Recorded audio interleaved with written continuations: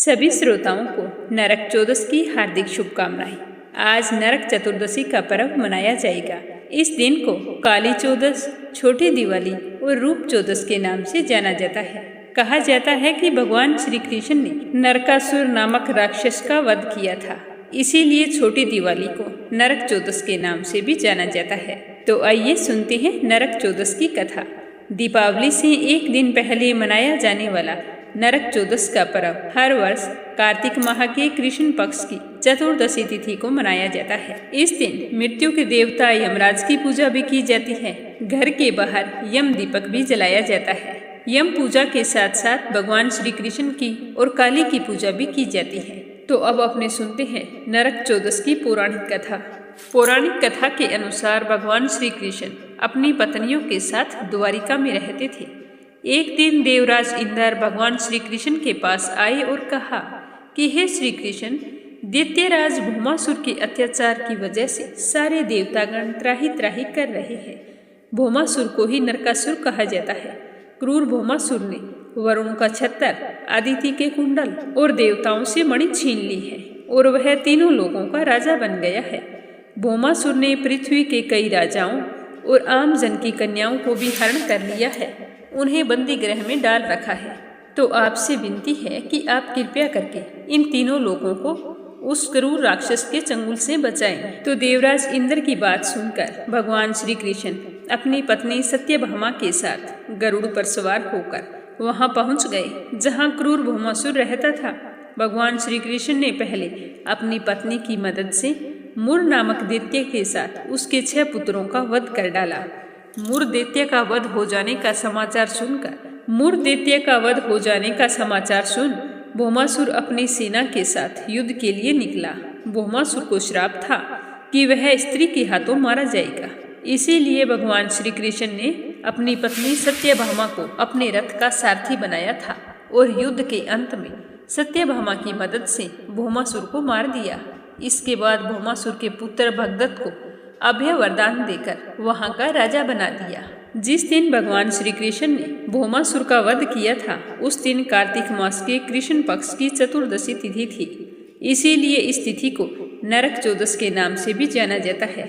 इस दिन भगवान श्री कृष्ण ने न सिर्फ नरकासुर का वध किया था, बल्कि उसकी कैद से 16,000 महिलाओं को मुक्त कराया था। इतने लंबे समय तक कैद में रहने के कारण वो बहुत ही बदसूरत हो गई थी, तो सत्यभामा ने उन्हें उपटन लगाकर स्नान करवाया था, जिससे वे रूपवती हो गई। उसी के कारण इस दिन को रूप चौदस के नाम से जाना जाता है। और जब सुबह चंद्रमा उदय होता है, उस समय अभ्यंग स्नान किया जाता है। कहते हैं कि ऐसा करने से हमें रूप और सौंदर्य की प्राप्ति होती है। अब अपने सुनते हैं नरक चौदस के दिन सुनी जाने वाली दूसरी कथा। नरक चौदस यानी कि छोटी दिवाली के दिन एक तेल का चौमुखा दीपक जलाकर घर के बाहर यम के नाम से जलाया जाता है। इसके पीछे यमराज और यमदूतों से जुड़ी हुई एक पौराणिक कथा है, जिनके अनुसार एक दिन यमराज ने अपने यमदूतों से पूछा कि क्या कभी तुम्हें किसी प्राणी के प्राण हरते समय दुख हुआ था? तो यमदूतों ने कहा कि हाँ, हमें एक बार बहुत दुख हुआ था। तो वे इस तरह कहते हुए यमराज को बताने लगते हैं कि हेमराज नाम का एक राजा था, उसके यहाँ एक पुत्र का जन्म हुआ। तो पुत्र रत्न की प्राप्ति से राजा बहुत ही खुश हुआ। जैसे ही उसका नामकरण संस्कार करवाया गया तो ज्योतिषियों को बुलवाया, तो उन्होंने भविष्यवाणी की कि आपका बच्चा अल्पायु है। जिस दिन इसकी शादी होगी उसी दिन इसकी मृत्यु हो जाएगी। तो राजा ने पूछा कि आप इसका कोई उपाय बताएं। तो वे ज्योतिष कहने लगे कि अगर ये शादी ना करे तो इसकी आयु लंबी हो सकती है। तो राजा ने काफ़ी सोच विचार करके अपने पुत्र को अपने मित्र राजा हंस के यहाँ भेज दिया। राजा हंस ने बच्चे का पालन पोषण सबसे अलग रखकर किया। जब राजकुमार बड़ा हुआ तो उसकी नज़र एक राजकुमारी पर पड़ गई। दोनों एक दूसरे को पसंद आ गए और दोनों ने विवाह कर लिया। विवाह के 4 दिन बाद राजकुमार की मृत्यु हो गई। पति की मृत्यु से दुखी होकर राजकुमारी, राजा हेमराज और उसकी रानी बहुत ही दुखी हुए और जोर जोर से रोने लगे, विधाता को कोसने लगे। जिस समय हम राजकुमार के प्राण हरण करने पहुंचे थे तो इन सब का विलाप देखकर हमें बहुत ही दुख हुआ था। ये बात बताने के बाद यमदूतों ने यमराज से पूछा कि ऐसा कोई उपाय है जिसके करने से प्राणी की अकाल मौत ना हो।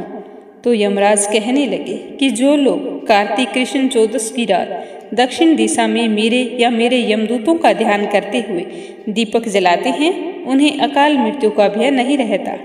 इसीलिए नरक चौदस की रात को यमराज के नाम से एक दीपक जलाया जाता है और अपने घर के सदस्यों की मंगल कामना की जाती है। जानकारी अच्छी लगी हो तो इस चैनल को सब्सक्राइब जरूर करना।